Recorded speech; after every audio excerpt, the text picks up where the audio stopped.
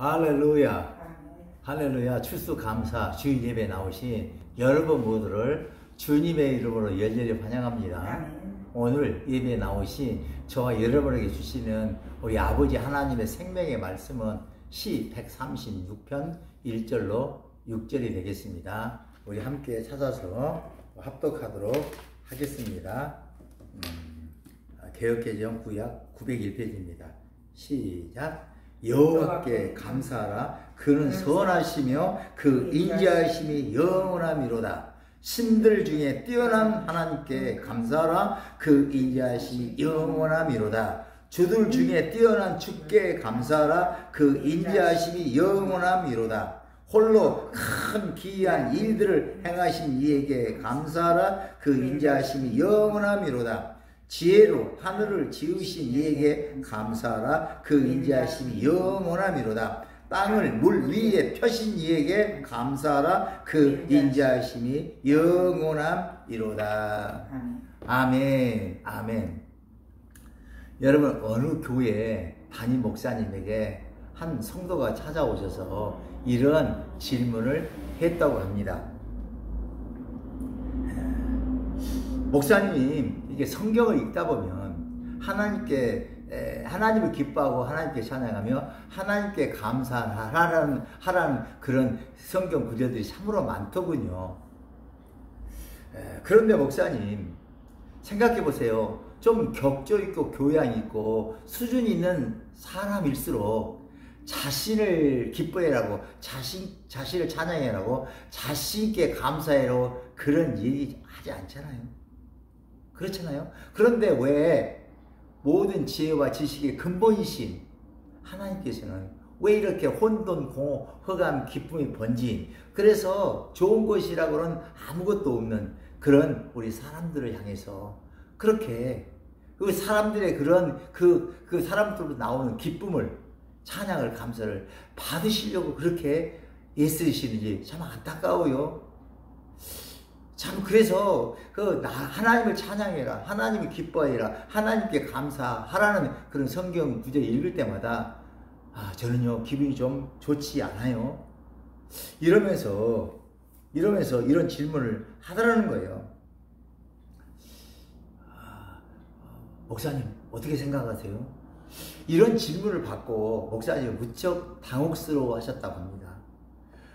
어떻게 답을 해야지만 이 성도가 시험에 들지 않고 오히려 왕성하게 믿음을 키워나가면서 하나님께 정말로 그 아무 불편 없이 하나님을 기뻐하고 찬양하며 하나님께 감사를 드리는 온전한 성도가 될까 고민하다가 목사님은 이 성도에게 이렇게 말씀을 권면했다 그래요.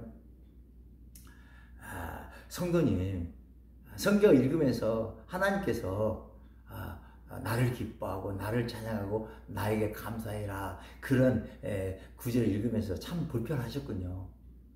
저 이해합니다. 아마 얼마나 불편했을지 저도 이해합니다. 왜냐하면 옛날부터 많은 신학자들과 철학자들이 그 성도님처럼 그런 문제로 갈등을 많이 했거든요. 저도 참 힘이 들고 지쳐 있을 때 그런 말씀을 보면 저도 때론 불편했거든요. 그런데 그럼에도 불구하고 성도님, 오늘 저와 성도님은 반드시 또 해야 할 것이 있어요. 성도님, 하나님은 결코 인간의 칭찬에, 인간의 그 박수에 고프신 분이 아닙니다. 그 인간의 칭찬을 받고 싶어서 안달하시는 그런 분이 아니라는 것을 오늘 꼭 기억해야 합니다. 시 50편 12절에 이런 말씀이 있거든요. 우리 한번 함께 찾아서 한번 읽어볼까요? 이러면서 시 50편 12절을 찾아 읽었다고요. 그래서 함께 찾아서 한번 읽도록 하겠습니다. 시 50편 12절입니다. 시 50편 시작. 내가 가령 줄여도 내게 이르지 아니할 것은 세계와 거기 충만한 것이 내 것임이로다. 아멘. 아멘. 성도님, 이 말씀처럼 시 50편 12절에 기록된 말씀처럼 세상에 있는 것들이 다 하나님의 것인데 하나님이 뭐가 부족해서 우리가 드리는 기쁨과 찬양과 감사에 목말라 하시겠습니까? 그것에 배고파 하시면서 그것을 달라고 강요하시겠습니까? 그렇습니다. 지금도 하나님을 향한 기쁨과 찬양과 감사가 온 하늘과 온 땅에 가득합니다. 왜냐하면 만물들이 하나님을 기뻐하고 찬양하며 하나님께 감사를 드리고 있기 때문입니다. 그런데 그 어떤 피조물보다도 하나님을 기뻐하고 찬양하며 감사드려야 마땅한, 왜냐하면 사람은 하나님 형상으로 지음 받았잖아요. 그러므로 그 어떤 존재보다도 하나님을 기뻐하고 찬양하고 하나님께 감사드려야 마땅한 사람들만이 하나님을 기뻐하고 하나님을 찬양하고 하나님께 감사를 드리지 않으려는 방향으로 자꾸 그렇게 반대 방향으로 이렇게 나아가는 경향이 이렇게 많습니다. 그런데 우리 하나님께서는 오늘 저와 여러분 이렇게 추수 감사 주일 예배로 특별히 불러 모으시고 그리고 이렇게 명령을 하십니다. 그럼에도 불구하고 왜 오늘 그렇게 하나님께서 우리에게 이렇게 하나님을 기뻐하고 찬양하며 하나님께 감사해라고 이렇게 말씀하시는지 그 이유를 깨닫고 생각해보고 깨닫고 이 말씀 속에 들어있는 하나님 의도 가운데 들어있는 그 섭리 가운데 들어있는 그 깊은 뜻을 깨닫고 하나님을 저절로 스스로 기뻐하게 되고 찬양하게 되고 감사하게 되는 성숙한 신앙이 다 되시기를 주님으로 축복합니다. 여러분 우리 하나님을 우리 사람들이 하나님을 향해 기뻐하지도 찬양하지도 감사를 드리지 않아도 우리 하나님의 영광은 조금도 변함이 없습니다. 혹여 하나님께 부족한 것이 있다 손 치더라도 우리 하나님께서는 혼돈, 공허, 흑암, 기쁨이 번진 우리 인간들에게 뭔가를 달라고, 뭔가를 채워달라고, 뭔가를 이렇게 달라고 요구하시는 그런 분이 결코 아니라는 사실을 우리는 오늘 깨달아야 돼요. 시 50편 12절 다시 한번 읽어봅시다. 시작. 내가 가령 주려도 내게 이르지 아니할 것은 세계와 거기 충만한 것이 내 것이미로다. 아멘. 그런데 왜 우리 하나님께서 오늘 우리들을 이렇게 추수 감사 예배로 불러 모으시고 당신을 기뻐하고 찬양하며 감사하라고 이렇게 명령을 하시는 걸까요? 오늘 저는 여러분과 함께 그 이유를 함께 알아보고 함께 은혜를 나누려고 합니다. 여러분 이 세상에는 우리가 알든 모르든 다양한 수많은 찬양이 가득 넘쳐나고 있습니다. 아름다운 자연 경관을 보면서 그 감탄하며 감탄하는 소리, 그리고 어린아이의 그 해맑은 웃음을 보면서 알 수 없는 그 마음에 울려 나오는 그 기쁨의 그 환희의 그 소리, 맛있는 음식을 먹고 이렇게 감격하고 기뻐하는 소리, 감미로운 음악을 듣고 감탄하는 소리, 이런 소리들이 다 찬양이기 때문입니다. 그렇다면 여러분에게 이쯤에서 질문을 하나 하겠습니다. 이 세상에 이러한 종류의 찬양이 많은 것이 좋을까요? 적은 것이 좋을까요? 여러분이 이러한 찬양이 많으면 많을수록 좋은 줄로 저는 믿습니다. 그런데 우리가 하나님께서 우리 주변에 배치해 놓으신 사람이나 환경이나 처지나 여건 속에 숨겨놓으신 그 하나님이 숨겨놓으신 그 가치를, 그 의미를, 그 하나님의 섭리를 깨달음이 많으면 많을수록 우리에게는요 기쁨이, 찬양이, 감사가 차고도 넘치게 되는 것입니다. 여러분 사람들은 가치 있는 것을, 기쁨을, 행복을 발견하게 되면 그러면 곁에 있는 사람들과 함께 그것을 함께 나누기를 원하는, 기뻐하는 그런 경향이 많습니다. 집사님 저 앞에 미장원 새로 생겼잖아. 저 미장원 파마 기가 막히게 나온다. 한번 가봐. 난 아주 그 파마하고 너무 기분이 좋았어. 권사님 그 소양이라는 가수의 마라나타라는 복음성가를 한번 들어봐봐. 기름 부음 장난이 아니야. 그 찬양을 드리며 기름을 받고 정말 행복에 겨워서 많이 눈물을 흘렸어요. 권사님 한번 꼭 들어봐. 그러면서요 이렇게 구원하게 되는 거예요. 여러분, 우리가 이 세상을 살아가면서 우리를 감격해 하고 우리를 기쁘게 하고 우리로 하여금 감사를 드리게 하는 그런 대상이나 그런 사람이 없다면 우리의 삶이 어떨까?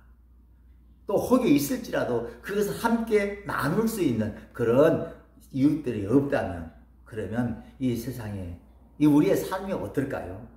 아마도 너무너무나 까칠해지고 까칠하고 각박하고 메마르게 될 거예요.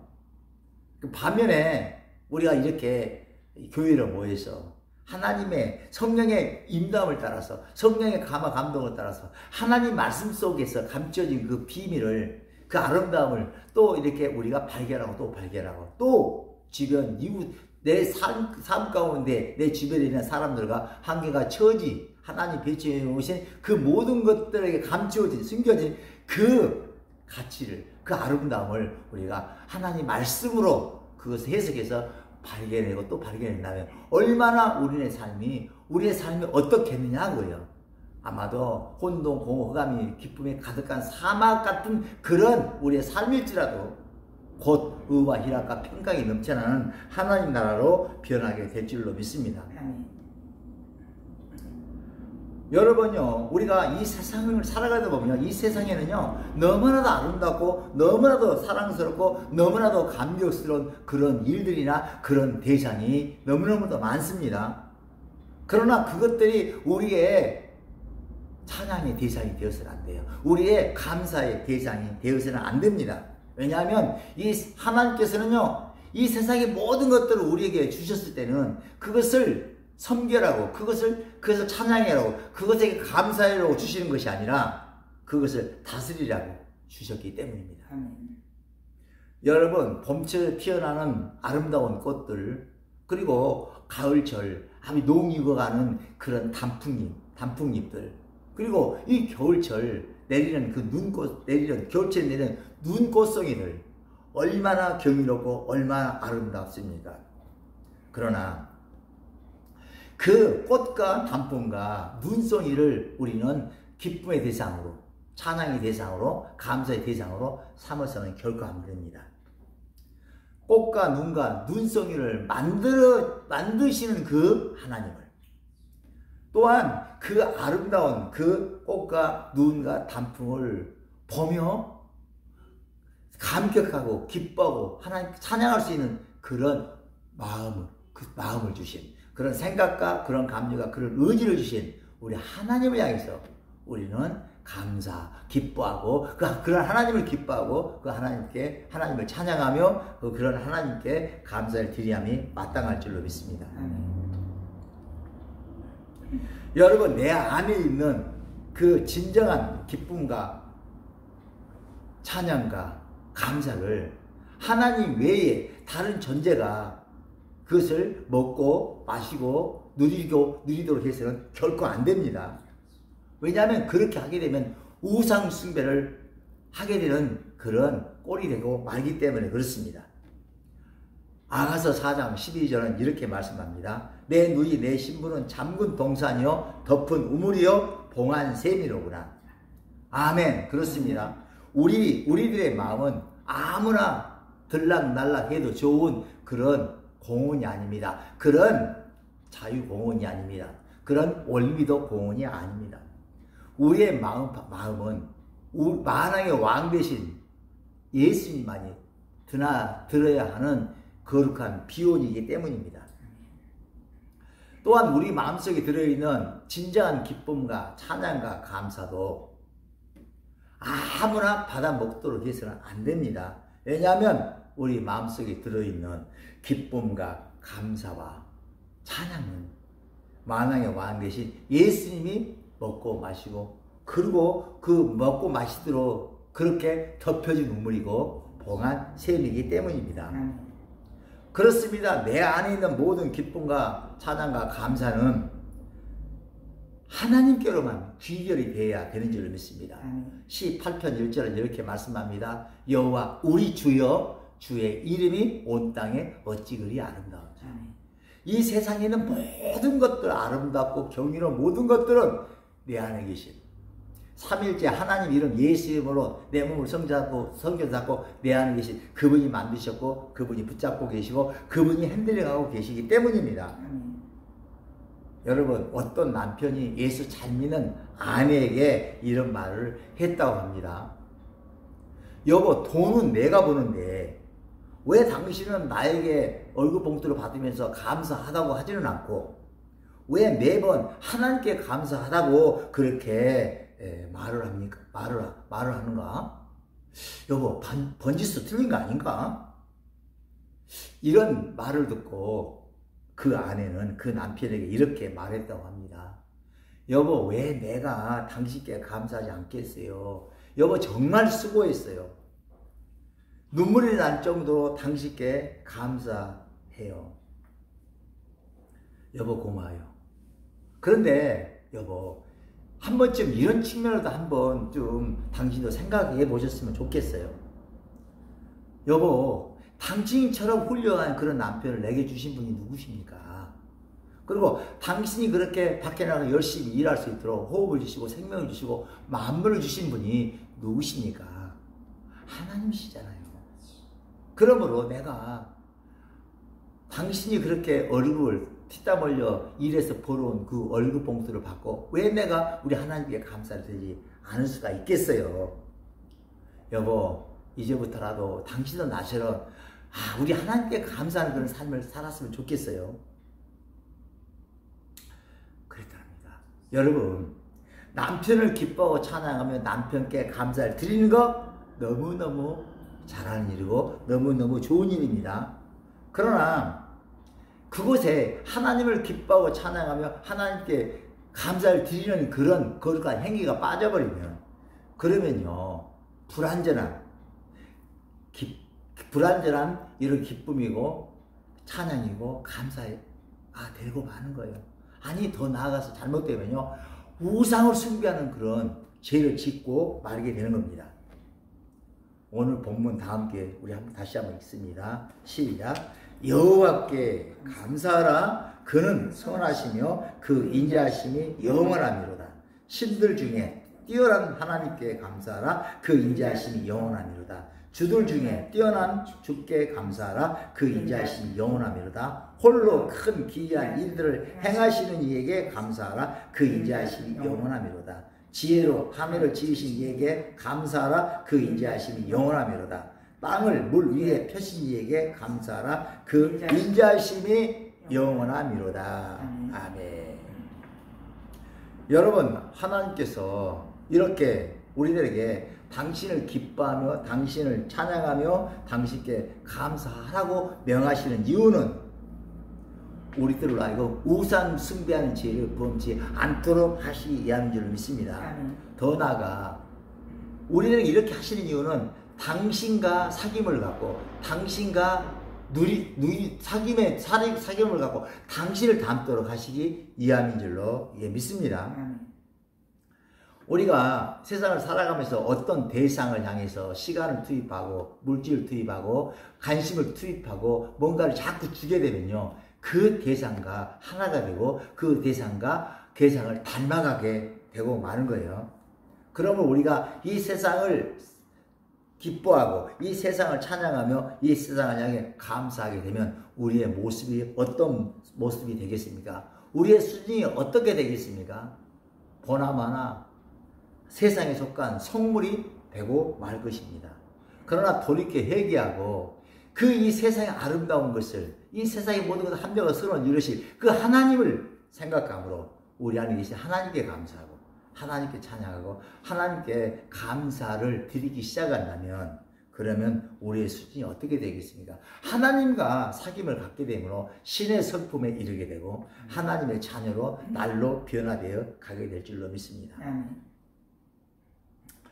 여러분, 우리가 오늘 꼭 기억해야 될 것은 우리가 하나님을 기뻐하지 않아도 하나님을 찬양하지 않아도 우리가 하나님께 감사를 드리지 아니할지라도 우리 하나님의 영광은 조금도 스크래치가 나지 않습니다. 흠집이 생기지 않습니다. 또한 우리가 회개하고 돌이켜서 하나님을 기뻐하고 찬양하고 그분에게 감사를 드리고 또 드릴지라도 우리 하나님의 영광에는 조금 더 변함이 없습니다. 그런데 우리가 하나님을 기뻐하고 우리 하나님을 찬양하고 하나님께 감사를 드리면 변하는 것이 있는데, 그렇게 하나님 기뻐하고 감사하고 하나님을 찬양한 우리 자신이 변하게 되는 거예요. 우리 삶에 하나님의 구원이 나타나게 되는 거예요. 우리 시 50편 50편 23절을 찾아서 우리 함께 합독하도록 이렇게 하겠습니다. 자, 시 50편 23절 시작. 감사로 제사를 드리는 자가 나를 영화롭게 하나니 그 행위를 옳게 하는 자에게 내가 하나님의 구원을 보이리라. 아멘, 아멘. 여러분, 어떤 유명한 작가가 작품을 쓰다가 소설책을 쓰다가 심한 우울증에 걸려서 아무것도 할 수 없게 되었다고 합니다. 그러자 이 작가는 자기 담임 목사님을 찾아와서 이렇게 하소연을 했다고 해요. 목사님, 아무것도 할 수 없게 됐어요. 아무 시상도, 아무 어떤 감동도 올라오지 않아서 글을 쓸 수가 없고, 그래서 아무것도 없이 지쳐 있습니다. 그러자 이 목사님이 그 작가를, 그 성도를 묵묵히 쳐다보면서, 물끄러미 쳐다보면서, 성도님, 이제라도 하나님께 감사를 드렸으면 좋겠습니다. 하나님 기뻐하고 찬양하면서 하나님께 감사를 드렸으면 좋겠습니다. 그랬더니, 목사님, 내가 이런 상황과 처지 여건 속에서 어떻게 감사할 수 있겠어요? 목사님, 진짜 나 정말로 답답하단 말이에요. 그러자, 아니 성도님, 지금까지 살아오시면서 그래도 뭔가 고마웠던 분 계실 거 아니에요. 감사해야 될 그런 분 계셨을 거예요, 아마도. 그러니까 오늘 저녁에 홀로 이렇게 골방에 들어가서라도 하나님께 감사하세요. 그리고 하나님, 내가 감사해야 할 대상을 좀 알려주세요. 내가 감사할 수 있게 해주세요. 그렇게 기도하다 보면 아마 성령으로 감사해야 할 그 대상을 알게 주실 거예요. 그래서 그 권면을 받고 이 작가가 집에 와서 기도를 했는데, 성령님께서 고교 시절 때, 고등학교 시절 때 이 글을 쓰는 법을 가르쳐 주셨던 그 은사님을 생각나게 하셨고, 그래서 그 은사님에게 이제 편지를 이렇게 쓰게 됐다고 합니다.